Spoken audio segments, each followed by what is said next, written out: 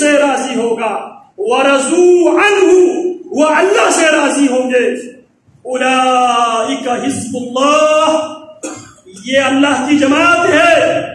اللہ کی جماعت یہ ہے جو ایمان باللہ، ایمان بالیوم الآخرہ کے بعد ایمان باللہ کے مقابلے میں باپ کھڑے ہو جائے، بیٹے کھڑے ہو جائے، بھائی کھڑے ہو جائے، قبیلے کے لوگ کھڑے ہو جائے، وہ ایمان باللہ کو، ایمان بالرسول کو وہ ترجیح دے دے۔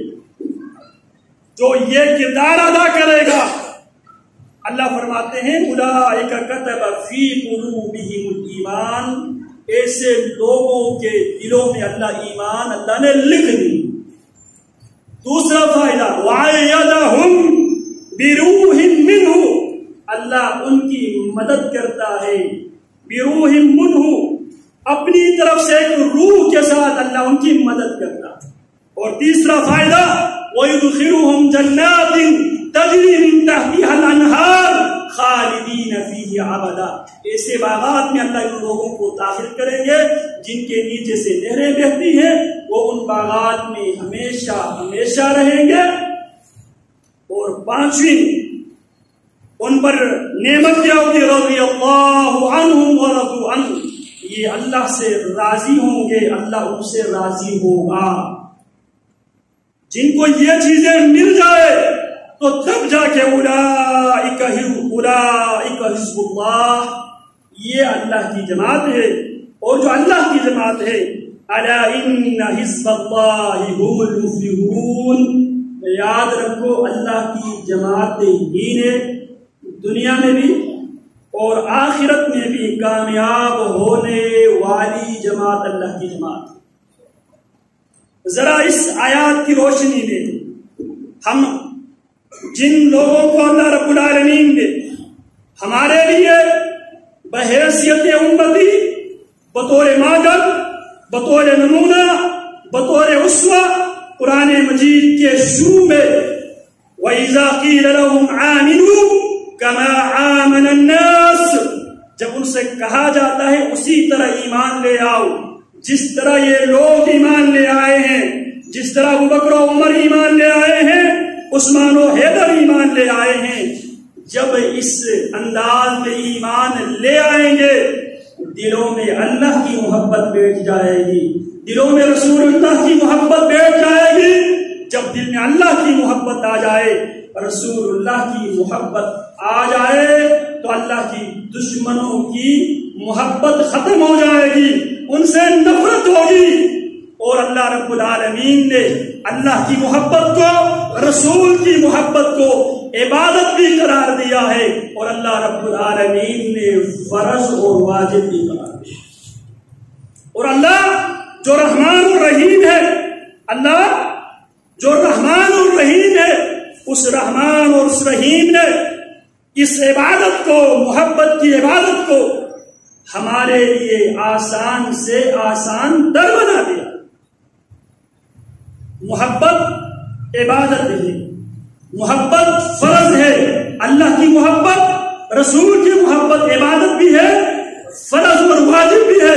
اس عبادت کو، اس فرض اور واجب کو میرے رب نے ہمارے لیے آسان سے آسان در بناتے ہوئے، انسان دنیا میں محبت کرتے ہیں کسی سے 3 بنیادوں پر۔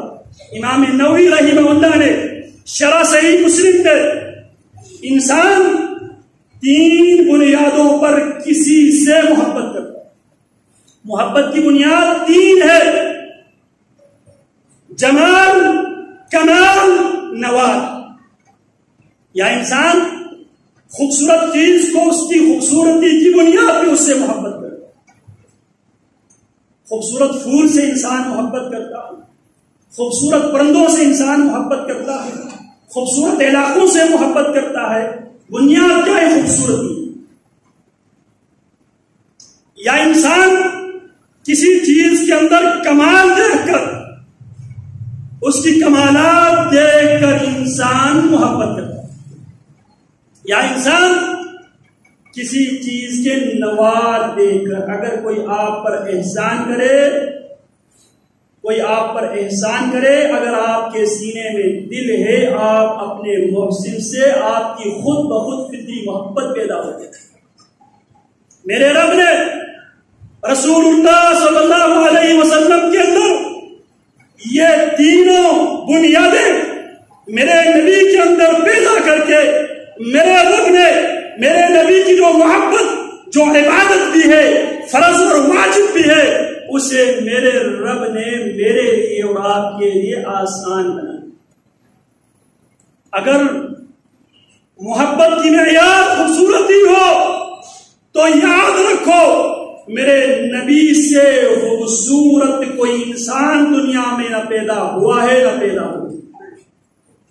جن کی خوبصورتی کو بیان کرتے ہوئے سیدنا حسین ابن الحسن رضی اللہ تعالی عنہ، حسان بن ثابت رضی اللہ عنہ فرماتے ہیں وَأَجْمَلُ مِنْكَ لَمْ تَرَ قَطُّ عَيْنِي وَأَحْسَنُ مِنْكَ لَمْ تَلِدِ النِّسَاءُ خُلِقْتَ مُبَرَّعًا مِنْ كُلِّ عَيْبٍ كَأَنَّكَ قَدْ خُلِقْتَ كَمَا تَشَاءُ۔ اگر تمہاری محبت کی معیار خوبصورتی ہے، کائنات کے لوگوں میرے نبی سے زیادہ خوبصورت دنیا میں نہ کوئی پیدا ہوا ہے نہ کوئی پیدا ہوا۔ سیدنا عبداللہ ابن سلام فرماتے ہیں جب پیارے پیغمبر علیہ السلام مکہ مکرمہ سے ہجرت کر کے مدینہ منورہ تشریف لے کر آئے، فرماتے ہیں جب آپ علیہ السلام مکہ مکرمہ سے ہجرت کر کے مدینہ منورہ جب آپ تشریف لے کر آئے، میری نظر رسول اللہ صلی اللہ علیہ وسلم کے چہرہ انور پر پڑی، اور رسول اللہ صلی اللہ علیہ وسلم کے چہرے کو دیکھتے ہوئے جناب عبداللہ ابن سلام فرماتے ہیں واللہ، اللہ کی قسم، یہ جو چہرہ ہے یہ کسی جھوٹ